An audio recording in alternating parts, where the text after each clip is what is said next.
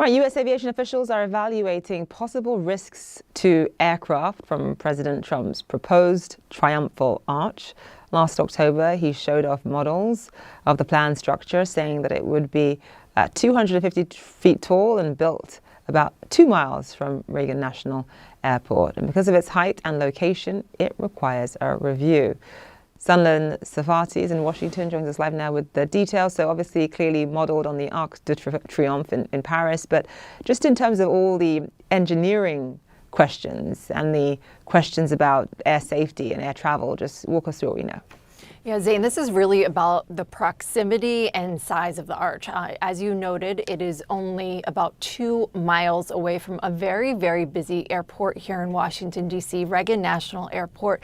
And the size of the arch has been a point of contention as well.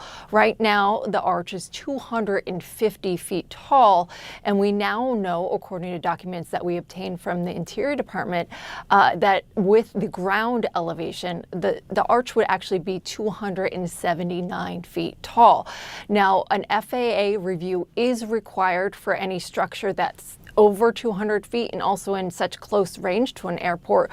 So we know, according to our reporting, that this review is going to be done by FAA to see what sort of obstruction, what sort of a risk that this potential arch has for pilots, for planes coming in and out of the airport.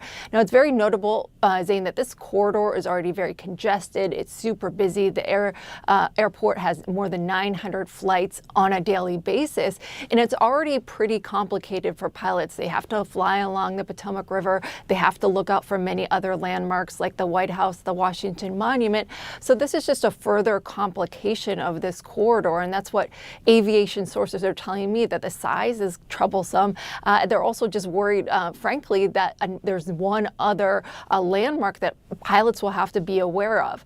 Now, this analysis by the FAA typically takes about 40 to 90 days, but it could be up to 9 months, and they can come back and say to the Trump administration, look, this does provide a hazard to pilots and flights coming in and out of the airport, and maybe make suggestions, potentially scaling down the size, potentially adding in lights that pilots would be able to see it more.